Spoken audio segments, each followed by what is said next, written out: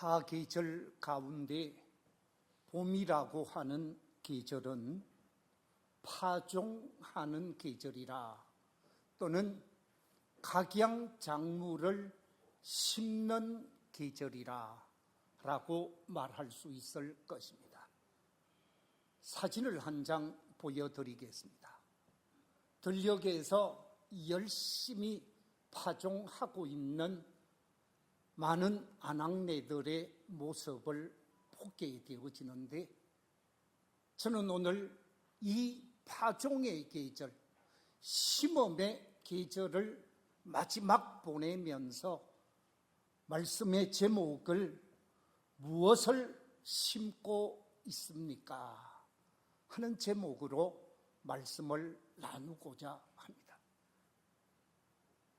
지난 밀양 장날에 아직도 고추를 팔고 오이 모종을 팔고 또는 토마토 모종을 파는 상인들의 모습을 보았습니다.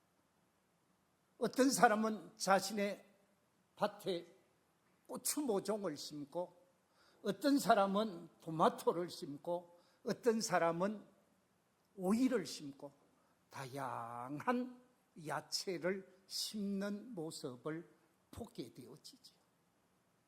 오늘 성경 속에서는 농사를 짓는 농부가 파종을 함에 있어서 그 원리대로 심듯이 믿음의 길을 걸어가고 있는 우리 성도들에게도 이 파종의 원리에 따라서 심어야 할 것을 심어야 한다고 강조하고 있습니다.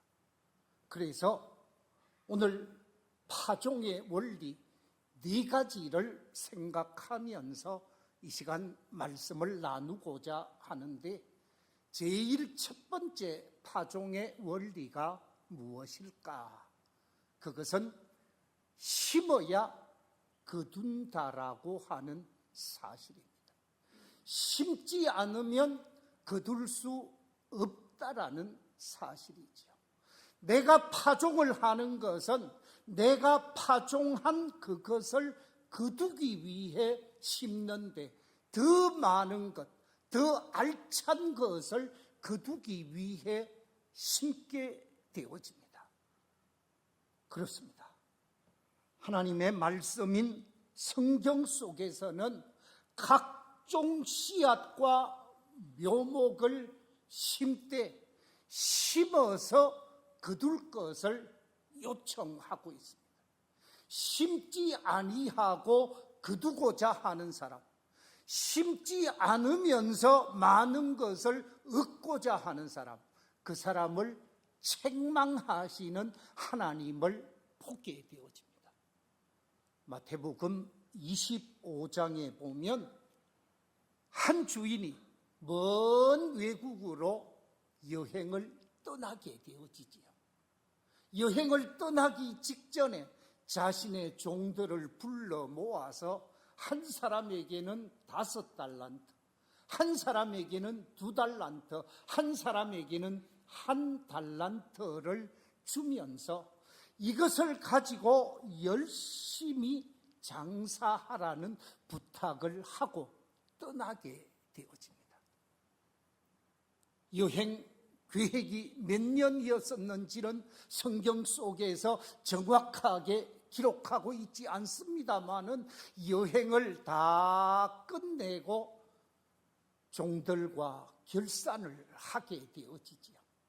5달란트 받은 종은 열심히 심어서 다시 5달란트를 더 남겨서 10달란트를 내어놓으며 주인과 결산을 하게 되어지고, 2달란트 받은 종은 2달란트를 더 남겨서 4달란트를 드리면서 주인과 결산을 하게 되어집니다.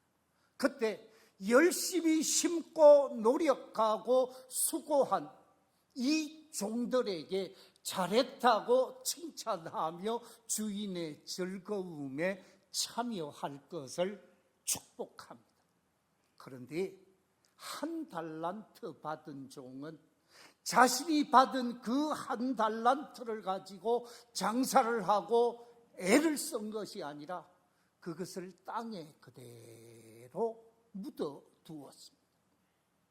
묻어두었다가 주인이 돌아오자 땅속에 있는 그 1달란트를 가지고 주인에게 내놓으면서 1달란트가 여기 있노라고 주인에게 드렸을 때 주인이 그 1달란트 받은 종에게 뭐라고 말씀을 하십니까? 마태복음 25장 26절에 보면 악하고 게으른 종아, 나는 심지 않은 데서 거두고 해치지 않은 데서 모으는 줄로 네가 알았느냐라고 말씀하시면서 이 종을 심히 책망하는 모습을 보게 되어지는데, 우리 함께 마태복음 25장 30절 말씀을 같이 한번 읽어볼까요? 시작. 이 무익한 종을 바깥 어두운 데로 내쫓으라. 거기서 슬피 울며 이를 갈리라. 심지 않은 종, 심어야 함에도 전혀 심지 아니하고 주인으로부터 혜택을 받고자 한 이 종을 내어 쫓아내는, 그래서 불행의 현장에 떨어지는 모습을 보게 되어지지요. 반대로 열심히 심고 부지런히 심고 자신이 원하는 것을 심고 심는 자, 노력하고 수고한 자에게는 하나님께서 그에 걸맞는 축복을 약속하시는 말씀이 성경 속에 기록되어져 있습니다. 우리 함께 시편 128편 1절 2절 같이 한번 읽어보겠습니다. 시작. 여호와를 경외하며 그의 길을 걷는 자마다 복이 있도다. 네가 네 손이 수고한 대로 먹을 것이라. 네가 복되고 형통하리로다. 네가 네 손이 수고한 대로 먹게 되어지고 형통케 되어질 것이라 라고 말씀하면서 심어야 할 것을 심으라고 말씀하고 있습니다.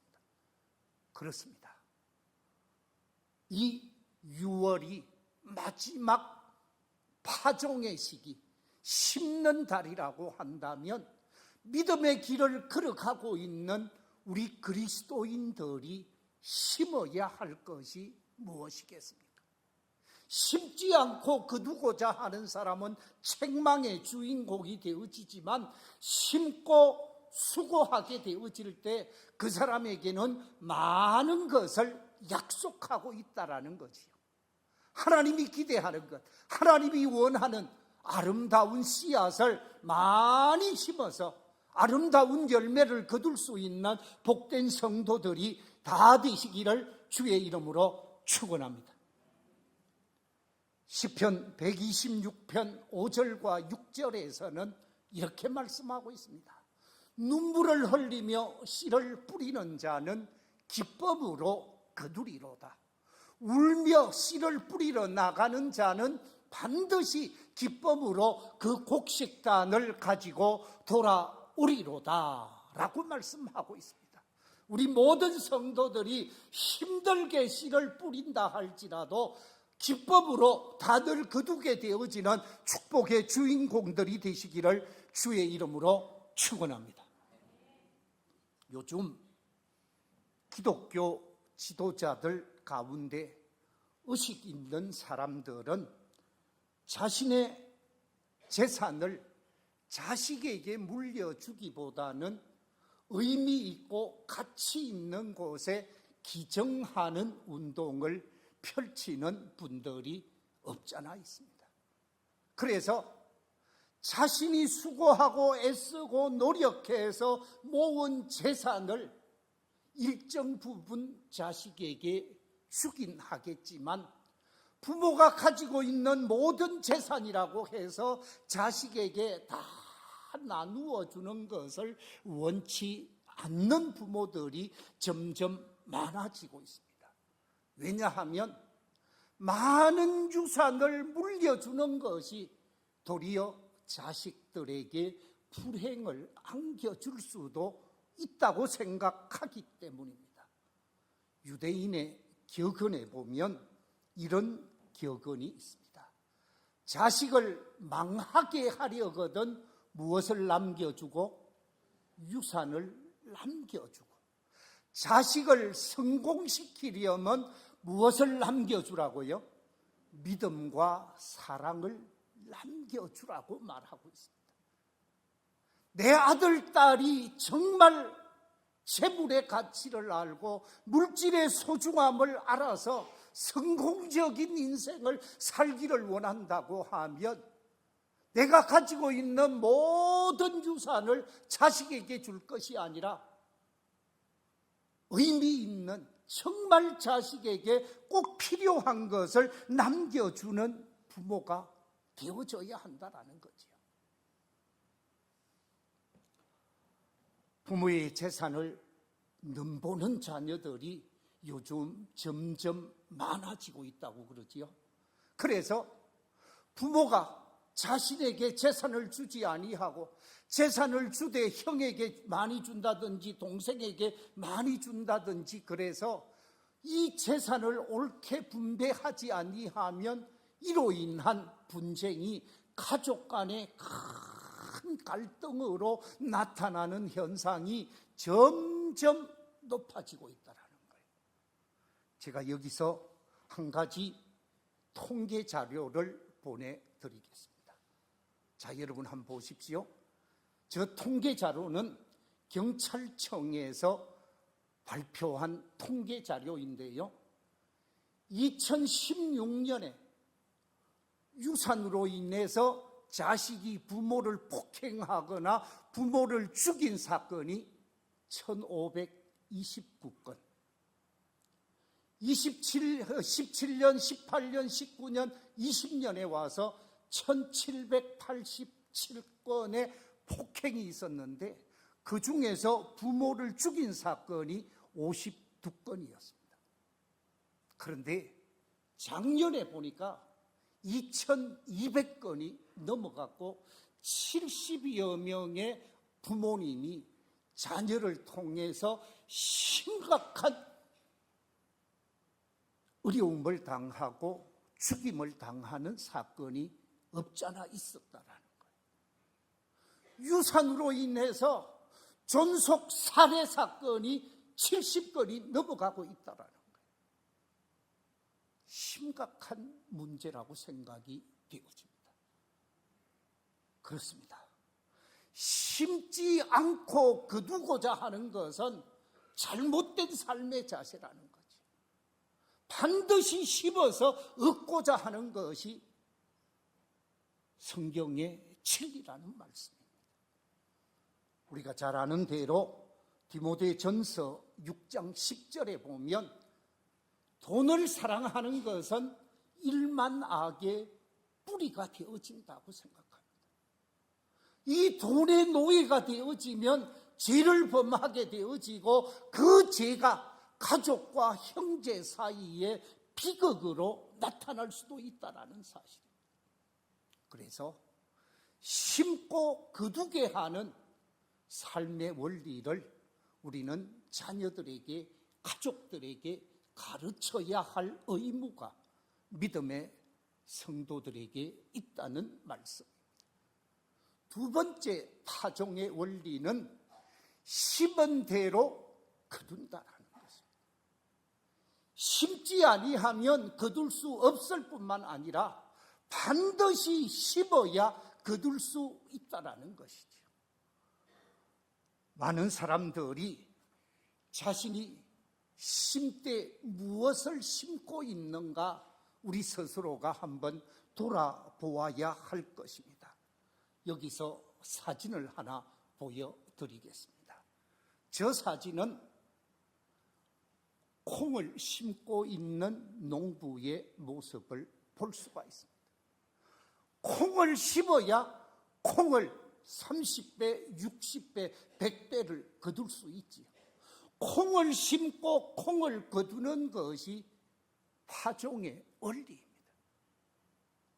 콩을 심어놓고 팥을 거두는 사람 아무도 없을 것입니다. 토마토를 심어놓고 다른 어떤 과일을 기다리는 사람 없는 것이지요. 그렇습니다. 나는 지금 무엇을 심고 있는가? 이 자리에 계신 우리 모든 성도님들 한 분 한 분이 자신이 심고 있는 것을 한번 생각해 봐야 할 시간인 것 같습니다. 오늘 본문 8절에 보면 이렇게 말씀하고 있습니다. 한번 같이 읽어보겠습니다. 시작.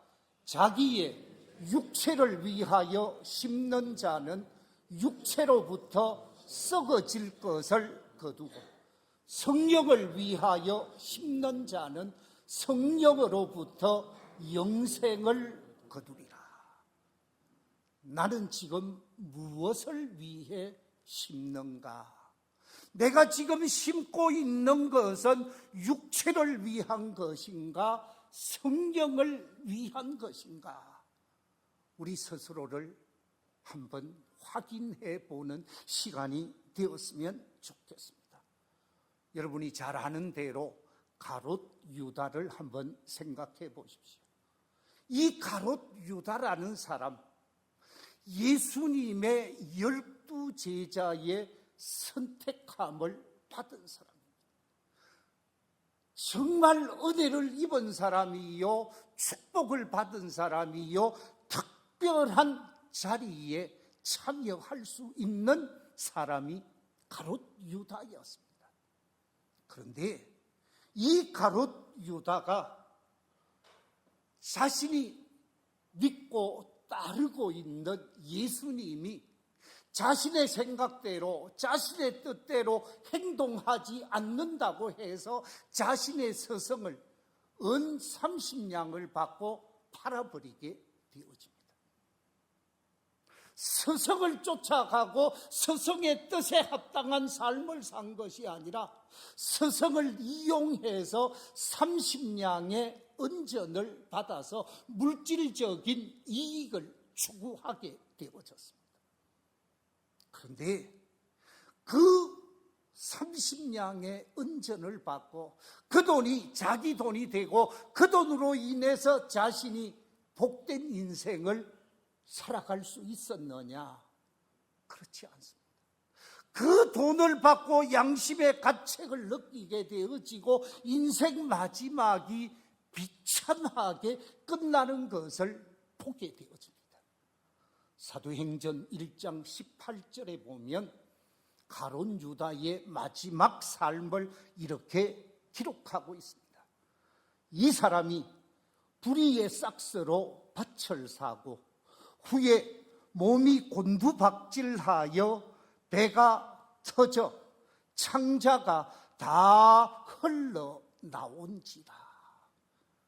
마지막 인생이 아주 비극적으로 육체를 위하여 심은 결과 비극적인 결과가 초래되어졌다라는 거죠.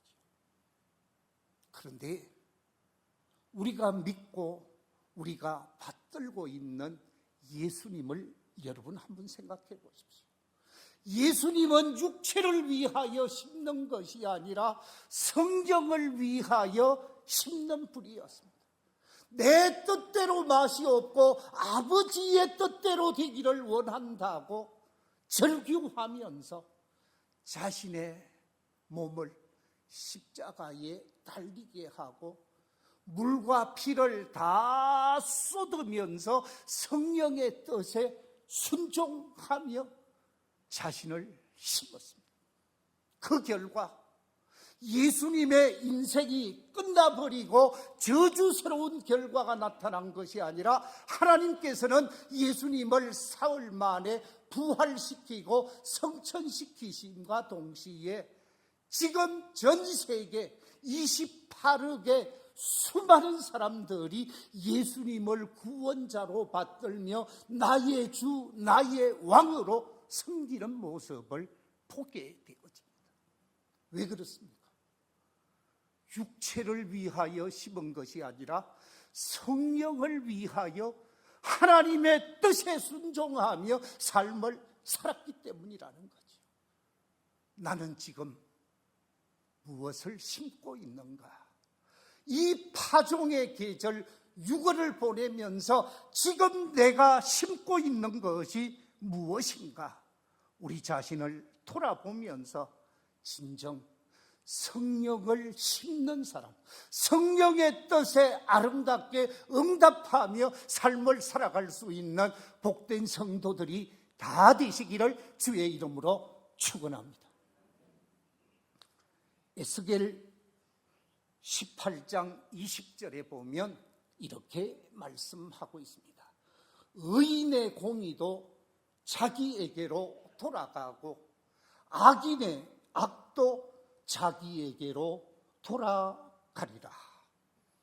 그렇습니다. 내가 의를 심으면 그 의가 내게로 돌아오게 되어져 있습니다. 내가 사랑을 심으면 사랑이 내게로 돌아오게 되어집니다. 내가 긍휼을 심고 내가 자비를 심으면 그 긍휼과 자비가 어느 날 내게로 돌아올 때가 있다라는 거죠. 그러나 내가 죄를 심고 악을 심으면 그 죄와 악이 더 큰 악으로, 더 큰 화로 내게 돌아오게 되어진다라는 말씀입니다. 우리 그리스도인들은 매사에 나로 인해서 내 자녀들이 복되게 되어지고 내 가족들이 잘되게 되어지는 삶을 살아야 하는 것입니다. 출애굽기 20장 4절 이하 6절에 보면 이렇게 말씀하고 있습니다. 우리 같이 한번 읽어보겠습니다. 시작. 너를 위하여 새긴 우상을 만들지 말고 또 위로 하늘에 있는 것이나 아래로 땅에 있는 것이나 땅 아래 물속에 있는 것에 어떤 형상도 만들지 말며 그것들에게 절하지 말며 그것들을 섬기지 말라. 나 네 하나님 여호와는 질투하는 하나님인즉 나를 미워하는 자의 죄를 갚되 아버지로부터 아들에게로 3, 4대까지 이르게 하거니와 나를 사랑하고 내 계명을 지키는 자에게는 1000대까지. 아멘. 나를 사랑하고 내 계명을 지키는 자에게는 몇 대까지? 1000대까지 은혜를 베푸신다고 말씀하고 있습니다. 내가 성령을 위하여 심고 내가 진리를 위하여 심고 내가 말씀을 위하여 심으면 내가 심은 진리와 말씀과 성령의 역사는 나한테뿐만 아니라 나의 아들의 손자에 이르게 하면서 1000대까지 복을 받게 하는 모습이 나타나게 되어진다는 거죠. 그렇기 때문에 우리는 잘 심어야 합니다. 잘 심어서 1000대까지 복을 받게 하는 아름다운 믿음의 농부, 영적 농부들이 되시기를 주의 이름으로 축원합니다.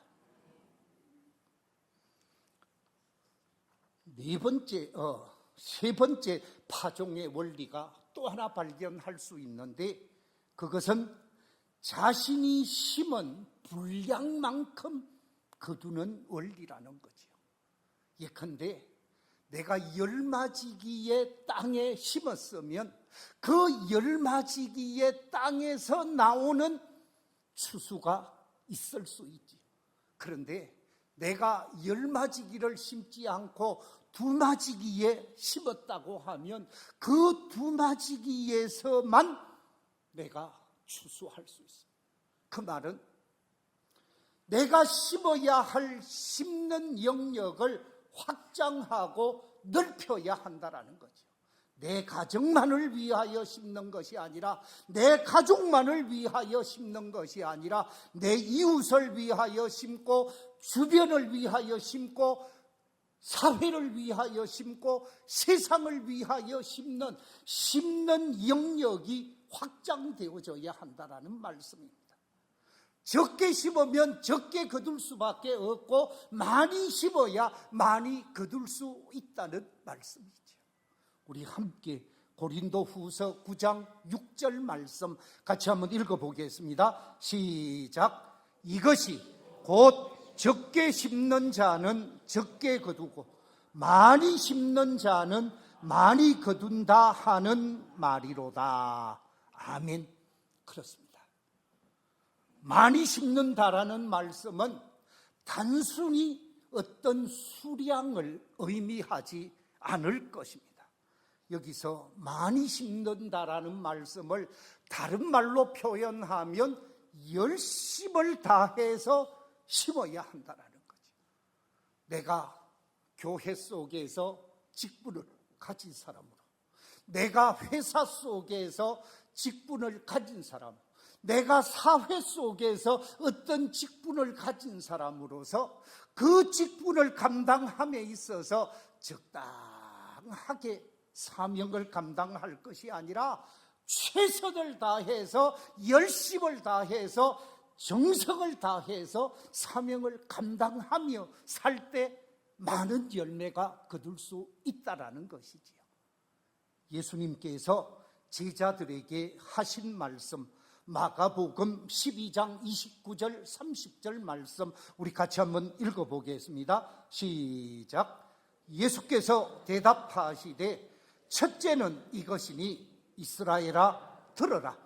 주 곧 우리 하나님은 유일한 주시라.